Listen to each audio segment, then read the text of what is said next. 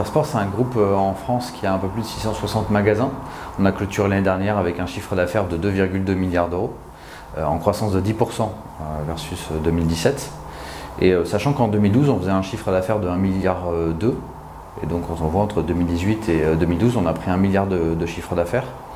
On a aussi clôturé l'année dernière en étant numéro 1 maintenant sur l'habillement, parce qu'on fait 3,5% de part de marché sur l'habillement, donc devant nos amis de chez Decathlon et devant aussi Galeries Lafayette. Donc groupe en croissance, groupe qui va très bien et sur lequel on a de belles perspectives pour l'avenir. Le retail est beaucoup chahuté, disrupté quasiment presque peut-être tous les ans. Il y a historiquement en fait les acteurs, les pure players classiques comme Amazon, Cdiscount ou autres. Et après il y a aussi les marques en effet qui deviennent des marques très verticales avec la volonté, comme par exemple sur le secteur du sport de Nike ou Adidas, d'avoir en fait leurs propres magasins, leurs propres aussi sites e-commerce qui sont de plus en plus forts, et aussi de continuer en fait à vendre aussi leurs marques directement chez certains distributeurs qui deviendront un petit peu des happy few. Voilà, donc là-dessus on doit trouver notre propre positionnement. Et je pense que chez Intersport, on a trouvé notre propre positionnement à travers justement le réseau de magasins, l'ancrage local, le maillage du territoire. Et notre force, c'est vraiment d'être l'enseigne de sport la plus proche des Français, la plus proche à travers justement ce maillage du territoire et cet ancrage local qu'on a avec nos magasins et l'accélération qu'on est en train de porter sur le digital. Il se passe plein de choses aux États-Unis, en effet. Après, je pense que le marché français, il est quand même assez différent. Peut-être que dans 10 ans, ce sera encore différent, mais à travers en fait, le maillage du territoire qu'ont les magasins, je pense que Amazon aura moins de force que ce qu'il peut avoir notamment aux US. Aux US, il a fait notamment des alliances avec Nike, avec Adidas, pour vendre les produits Nike et Adidas directement sur la plateforme. Et donc ça fait beaucoup de mal en effet aux différents retailers qui étaient présents sur le marché américain. En Europe et notamment en France, ce n'est pas encore le cas parce que les marques ont leur propre aussi stratégie avec un déploiement de magasins en fait, dans les zones on va dire les plus stratégiques. Et donc ce qui fait que Amazon, même s'il grandit, même s'il accélère, je pense moins que sur le marché US. Alors oui, on le regarde, mais on ne le voit pas comme le grand méchant loup et autres. Moi je m'en sers plutôt pour un concurrent qui nous aide à nous benchmarker et à être meilleur sur l'expérience client. Et c'est ça vraiment qu'on doit améliorer. Parce que si demain on veut continuer en fait à aller être l'un des leaders du marché du sport, si on veut aller chercher la place de numéro 1 sur le secteur du sport versus Decathlon, c'est l'expérience client qui va nous driver vers ça. Et là on a une chance formidable chez Intersport, c'est qu'en face de nous on a des Amazon, Cdiscount et autres, des Nike, des Adi, mais on a aussi un Decathlon qui est aussi extrêmement fort sur l'expérience client. L'axe principal, c'est en effet d'être l'enseigne de sport la plus proche des Français. Le plus proche, c'est à travers le réseau de magasins qu'on a, donc un peu plus de 660 magasins en France. Et on a aussi une stratégie où justement on ne compte pas rester sur ce 660 en nombre de magasins, mais on compte quand même continuer à ouvrir des magasins. On a à peu près 50 mouvements de magasins par an, entre soit des ouvertures, soit en fait des déplacements de magasins sur, par exemple on a besoin d'avoir des magasins qui sont peut-être plus grands, plus sport, pour mieux accueillir nos clients, pour mieux travailler l'expérience client. Et donc ça c'est une vraie stratégie en fait qui est portée par les équipes réseau et développement en interne, de justement d'accélérer sur ce nombre de magasins et de faire des magasins plus grands, plus sport. Et surtout de continuer en fait à avoir ce maillage aussi local qu'on a chez Intersport, pour être, je le répète, mais toujours le plus proche des Français.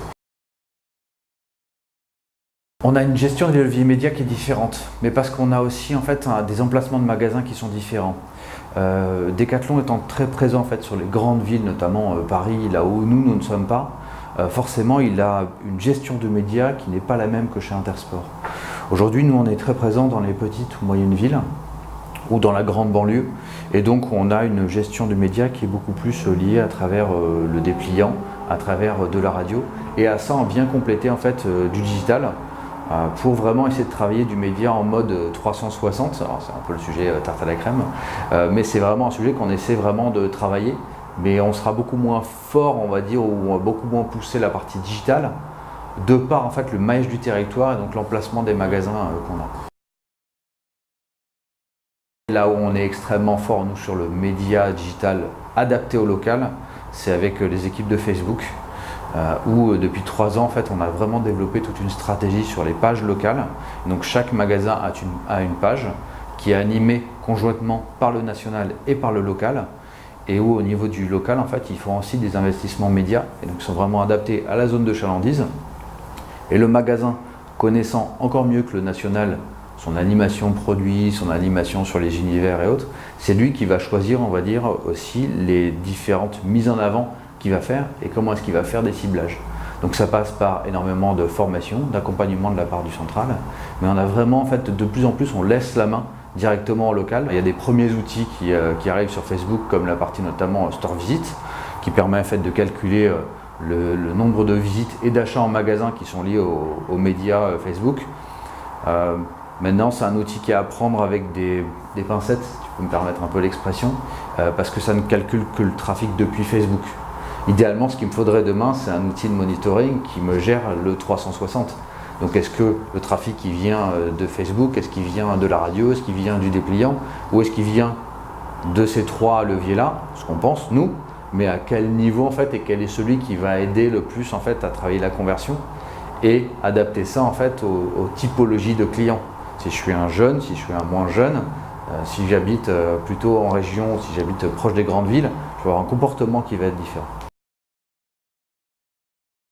Par défaut, comme tous les retailers indépendants, c'est chaque patron de magasin qui va lui-même en fait gérer la partie service client, accueil en magasin et autres. Et donc là-dessus, on a des patrons de magasins certains qui sont extrêmement forts et qui vont vraiment travailler ce sujet-là à travers l'accompagnement, le conseil, proposer des sorties running, des tests produits et autres, et d'autres qui vont peut-être un petit peu moins le faire. Notre travail justement dans les années à venir, c'est d'essayer en fait de montrer en fait tout ce qui est fait par certains magasins et qui sont vraiment des bonnes pratiques, et comment est-ce qu'on arrive à pousser ce sujet auprès de l'ensemble du réseau pour améliorer l'expérience, mais dans l'ensemble de nos magasins. En soi, le digital, il n'a pas changé grand-chose, mais il nous a aidé en fait à accélérer vraiment sur de nombreux sujets. Déjà, en interne, le digital n'est pas géré que par une seule entité.